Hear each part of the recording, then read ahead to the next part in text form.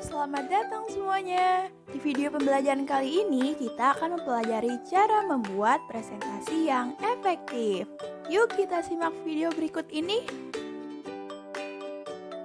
Untuk membuat presentasi yang efektif, kita harus melalui 3 tahapan, yaitu pertama, tahap perencanaan, 2 tahap persiapan, 3 tahap presentasi.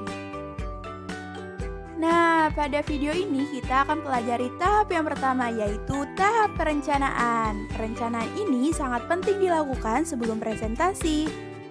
Sebelum masuk ke materi, kita pahami dulu yuk tujuan pembelajarannya. 1. Dapat menjelaskan faktor-faktor yang mempengaruhi presentasi yang efektif.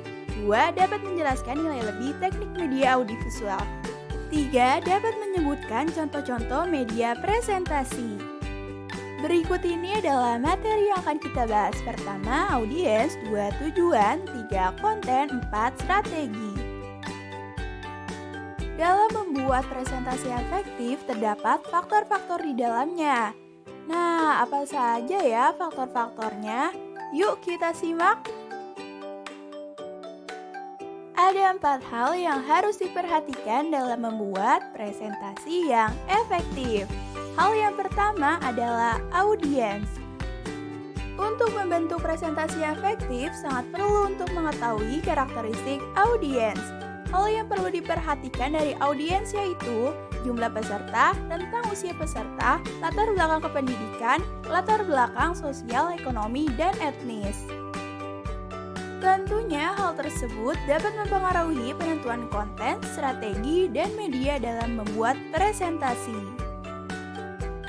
Sebagai gambaran, orang lanjut usia cenderung menyukai presentasi yang berjalan lambat karena mereka memerlukan pemahaman yang lebih. Hal yang kedua yaitu tujuan. Dalam membuat presentasi yang efektif, diperlukan untuk mengetahui apa yang akan diketahui, dirasakan, dan dilakukan audiens. Terdapat 3 jenis tujuan presentasi. 1. Kognitif yang mengikuti pada pemahaman dan pemecahan masalah. 2. Afektif yang merujuk pada sikap dan perasaan audiens. 3. Psikomotor yang merujuk pada kemampuan dan keterampilan. Hal yang perlu diperhatikan selanjutnya yaitu konten. Setelah mengetahui karakteristik audiens dan menentukan tujuan, saatnya kamu memilih dan mengolah konten. Tentunya penyusunan materi dan pemilihan topik berdasarkan karakteristik audiens dan tujuan. Penyusunan konten dapat dimulai dari gambaran umum terlebih dahulu, kemudian diikuti langkah demi langkah secara detail. Konten dapat diatur dengan cara lain sesuai untuk audiens, presenter, dan materi. 4. Strategi. Strategi dalam presentasi sangat penting. Mengapa? Karena strategi yang tepat membuat pesan atau materi yang mudah dimengerti oleh audiens. Jadi kita harus memilih cara yang tepat untuk menyampaikan materi. Saat merencanakan presentasi, kita lebih baik memikirkan strategi ketika presentasi seperti apakah cukup verbal saja, atau perlu visual, atau audiovisual.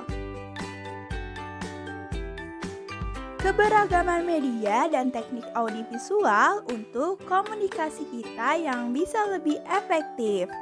Nah, hal tersebut ada nilai lebih untuk teknik media audiovisual. Yang pertama, dapat mengatasi pembatasan.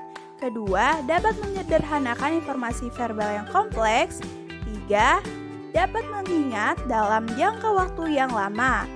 4. Dapat memberikan makna pada kata yang digunakan. Terakhir, dapat menarik perhatian.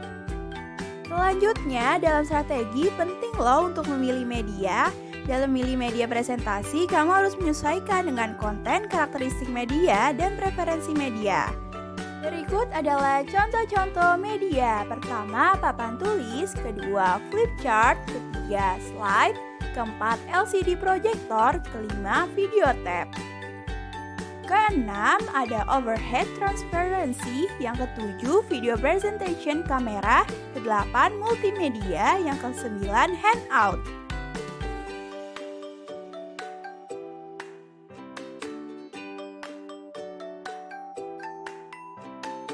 Terima kasih sudah menonton video pembelajaran kali ini. Semoga bermanfaat bagi kita semua.